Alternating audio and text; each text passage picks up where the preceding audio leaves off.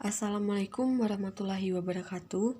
Baiklah, di sini kami dari kelompok 3 akan membahas materi tentang deregulasi dan birokrasi di bidang perekonomian dan bisnis di era PJPT 2. Adapun dosen pengampu kita yaitu Bapak Pandu Setiono MPD, dan anggota kelompok kami yaitu yang pertama Rati Puspita, yang kedua Yosina Yulia Putri, yang ketiga yaitu Tiara Malinda.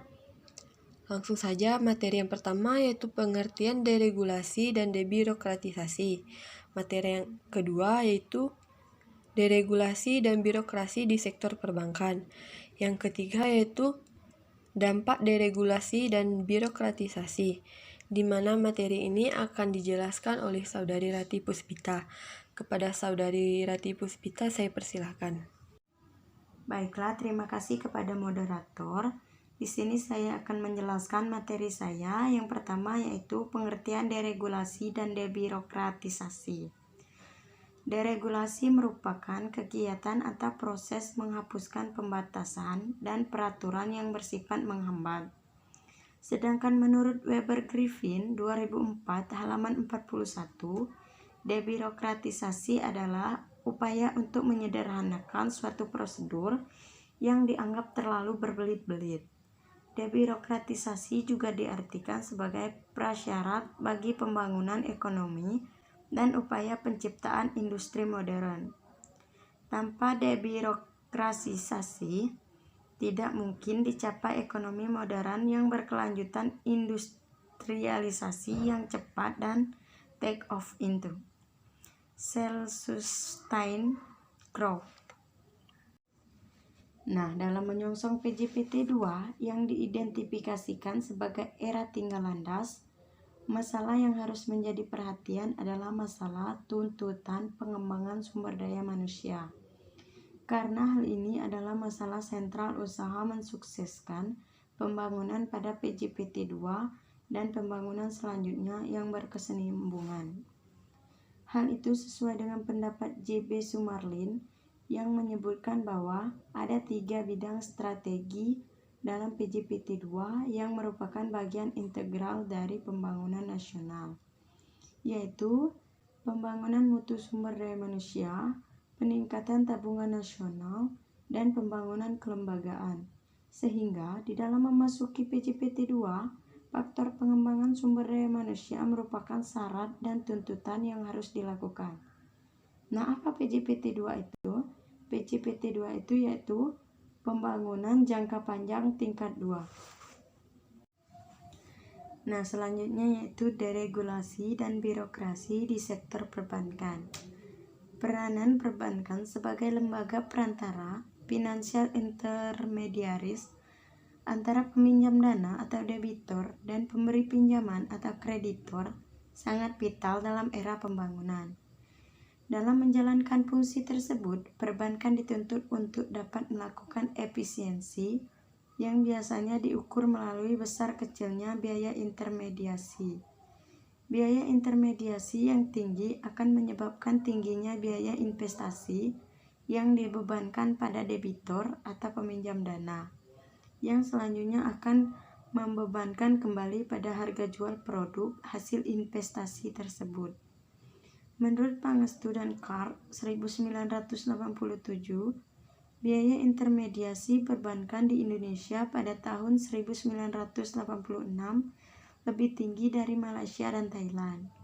Untuk memperbaiki sistem perbankan yang represif, adanya kontrol pemerintah dan monopoli bank pemerintah, menjadi sistem perbankan yang kompetitif, mekanisme pasar, pemerintah menjalankan serangkaian deregulasi di sektor keuangan. Pada bulan Juni 1983, pemerintah menghapuskan sistem pagu suku bunga dan kredit.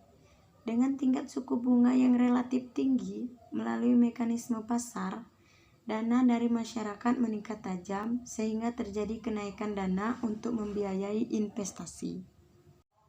Nah, yang selanjutnya yaitu dampak deregulasi dan birokratisasi. Yang pertama, paradigma pembangunan ekonomi nasional mulai bergeser ke arah kemaritiman yang telah lama dilupakan oleh pemerintah sebelum reformasi. masih berorientasi pada pembangunan agraris. Yang kedua, mewujudkan nawacita Indonesia poros maritim dunia masih terlambat. Yang ketiga, perlu adanya deregulasi dan debirokratisasi terhadap peraturan-peraturan yang masih terjadi duplikasi, redundansi, dan irrelevant regulans. Yang keempat yaitu implementasi deregulasi dan debirokratisasi dilakukan secara makro, mencakup sektor-sektor umum dalam perekonomian nasional. Yang kelima, dampak deregulasi dan debirokratisasi kurang begitu memacu dan memicu pertumbuhan perekonomian nasional, terlebih pada sektor ekonomi maritim. Itu saja yang dapat saya sampaikan. Selanjutnya saya kembalikan ke moderator. Baiklah, saya Yosina Yulia Putri. Di sini saya akan menjelaskan tentang materi timbulnya koperasi. Koperasi sendiri adalah badan hukum yang berdasarkan atas asas kekeluargaan yang anggotanya terdiri dari orang perorangan atau badan hukum dengan tujuan untuk mensejahterakan anggotanya. Koperasi modern yang berkembang dewasa ini lahir pertama kali di Inggris, yaitu di kota Rochdale pada tahun 1844. Koperasi timbul pada masa perkembangan kapitalisme sebagai akibat revolusi industri. Pada awalnya, koperasi Rochdale berdiri dengan usaha menyediakan barang-barang konsumsi untuk keperluan sehari-hari. Akan tetapi, seiring dengan terjadinya pemumpukan modal koperasi, koperasi mulai merintis untuk memproduksi sendiri barang yang akan dijual. Baiklah, selanjutnya itu tantangan, kendala, dan peluang pembangunan koperasi. Tantangan dalam pembangunan koperasi adalah mengembangkan koperasi menjadi badan usaha yang sehat, kuat, maju, dan mandiri, serta memiliki daya saing sehingga mampu meningkatkan perannya dalam perekonomian nasional sekaligus mensejahterakan anggotanya. Selanjutnya yaitu kendala dalam pembangunan koperasi. Yang pertama adalah tingkat kemampuan dan profesionalisme sumber daya manusia koperasi yang umumnya belum memadai. Kedua, lemahnya struktur permodalan koperasi. Yang ketiga, rendahnya usaha pemupukan permodalan dari anggota dan dari dalam koperasi.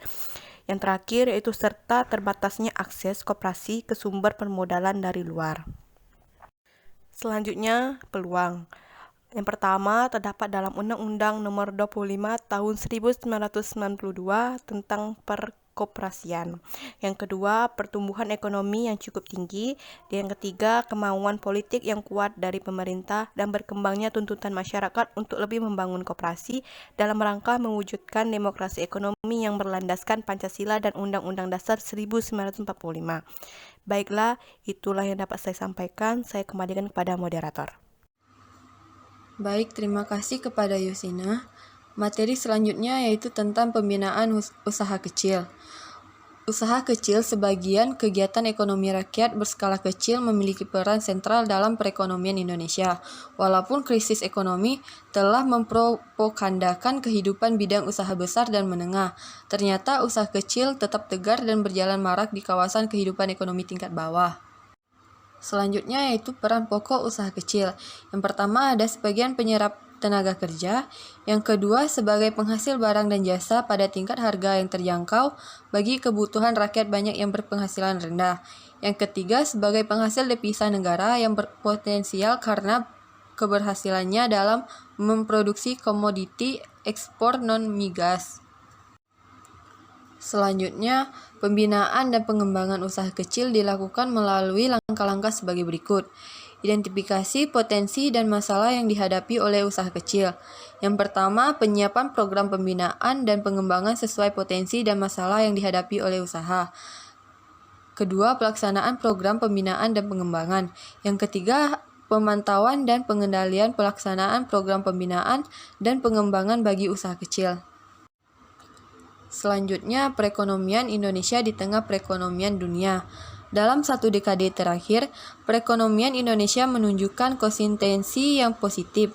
Sebagai perbandingan, pertumbuhan ekonomi Indonesia jika dirata-ratakan pada tahun 2008 sampai 2017 mencapai 5,65% atau lebih tinggi dibandingkan negara besar lainnya, semacam Amerika Serikat dengan rata-rata pertumbuhan 1,42%, Jerman 1,2%, Inggris 1,1%, dan Jepang 0,55%.